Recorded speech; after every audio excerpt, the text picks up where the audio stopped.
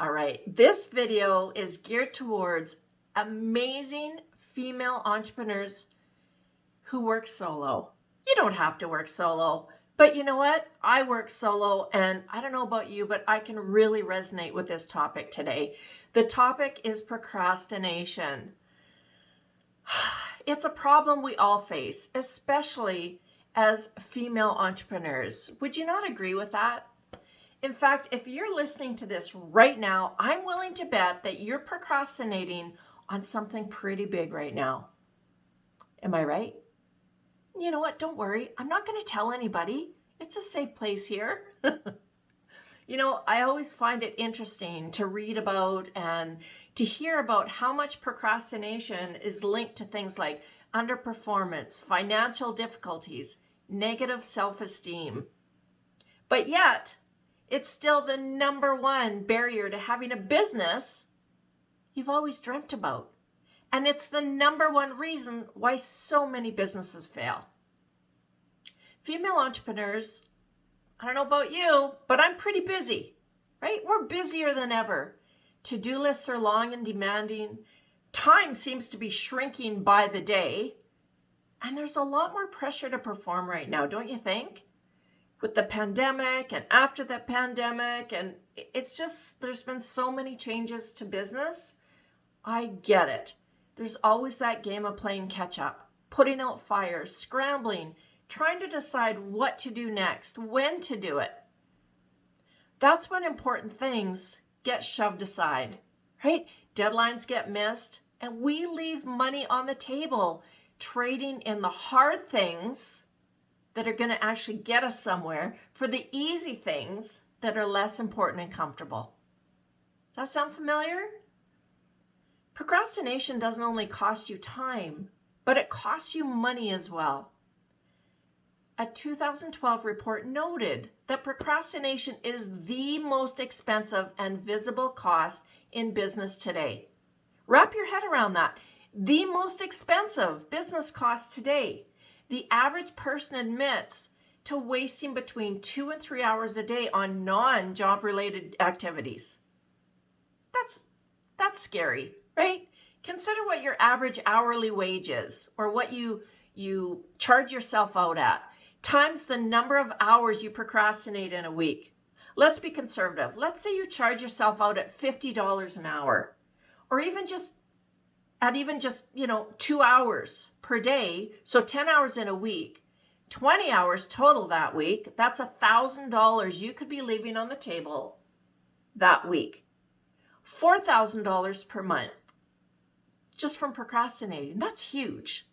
So I've been researching a little bit and taking an active interest in the different types of procrastination that I keep seeing.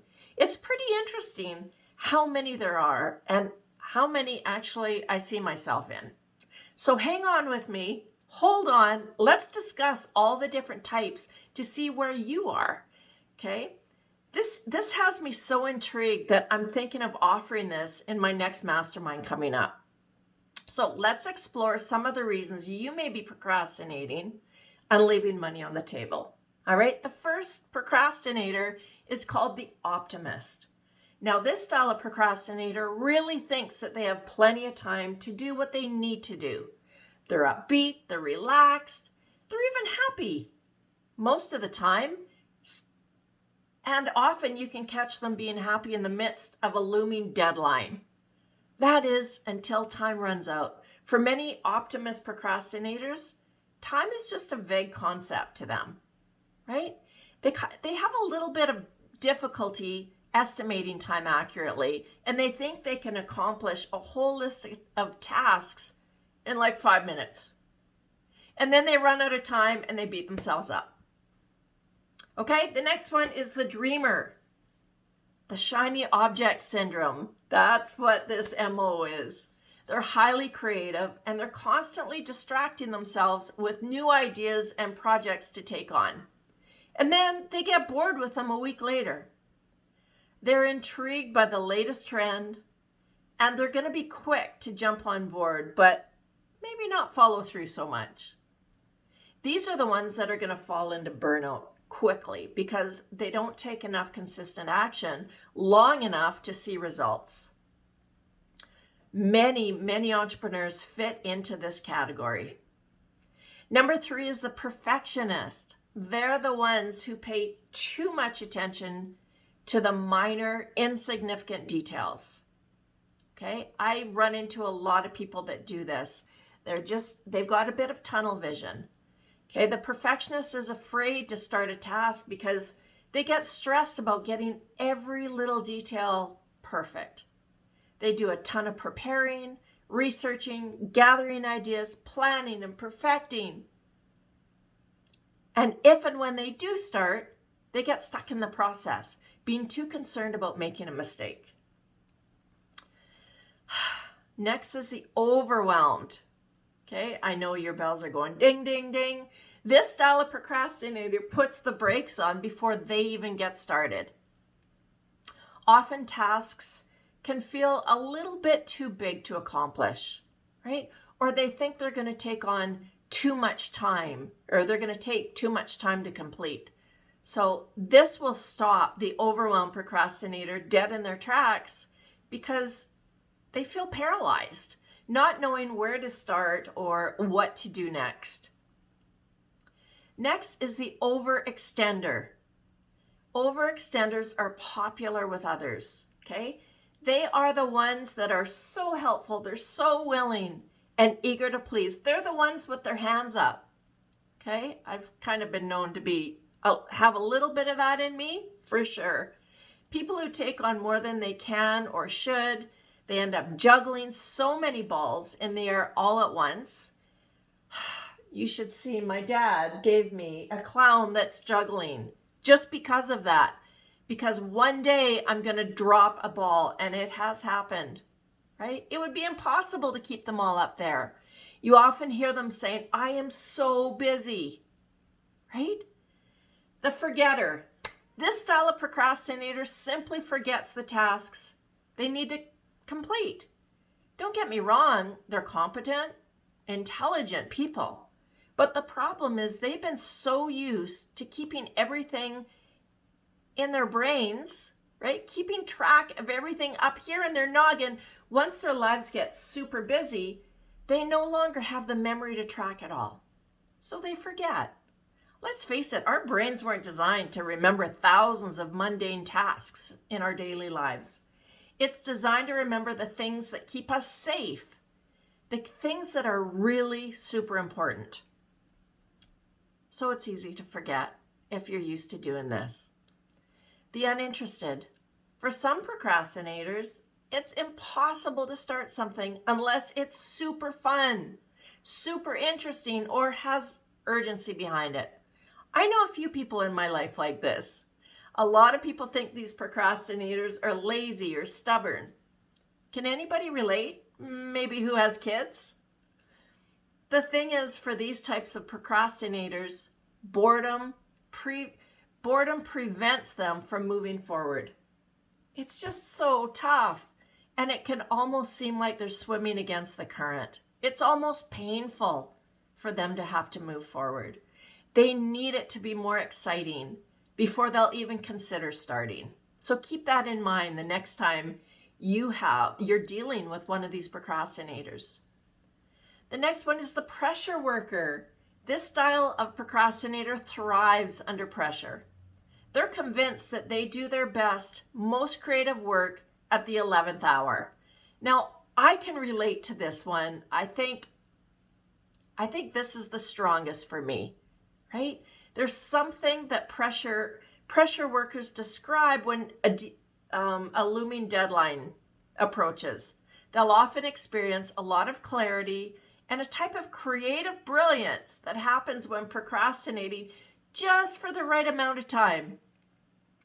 When they're stressed, adrenaline pours into their blood system, which triggers the release of dopamine, which excites them and helps them to think more clearly. Okay?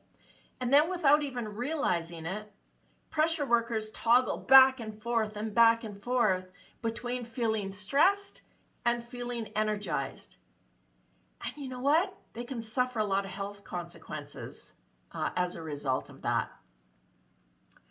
Lastly, we have the avoider. These are the worriers who actually get scared to take on tasks they think they can't manage. They'd rather put off those important things, even though they know that those things can help them to grow, help them to do so many things. But they'd rather put those off rather than be judged by others over possible mistakes. Avoiders overthink, they worry, they stress about the little things, which prevent them from getting started in the first place. So there you have it. Procrastination is super common. And if we show ourselves enough of it, we end up wasting valuable time, leaving money on the table by not getting the things done that matter. And we let opportunities slide that could be really good for our business. So which procrastinator profile are you? The optimist, the dreamer, the perfectionist, the overwhelmed, the overextender, the forgetter, uninterested, pressure worker, or avoider? Which profiles are your culprits and cause you time, stress, money, and lost opportunities? I want you to comment below. And if you want to learn how to leap past all the things that do nothing but keep you stuck in your business, I'm talking procrastination for sure, lack of focus, confidence, time management, sabotage, fears, technology, whatever it is, so that you can finally have a business you love again, I want you to check out my upcoming mastermind called Achieve More. Achieve More is geared towards busy female entrepreneurs just like you, working solo, who dream of having a successful business that fills them up, that creates enough revenue and time to do the things they want to do without the distraction, without the procrastination, without the stress of running their business. Women who've taken my course or my program tell me that they feel more in control, more empowered and confident with the new techniques and tools that they've learned, along with a brand new inner circle of accountability to achieve bigger things for their business. They no longer feel like they're swimming upstream, facing challenges all on their own. If this sounds like what you need right now, my Achieve More Mastermind starts May 31st. It runs once a month, unless you opt in to all the bonus freebies. I want you to sign up by May 2nd and get the best price you can. Early bird pricing is only $117 per month, but it's going up after May 2nd. Don't let procrastination sabotage your business, right? Join today and let's get you achieving great things again.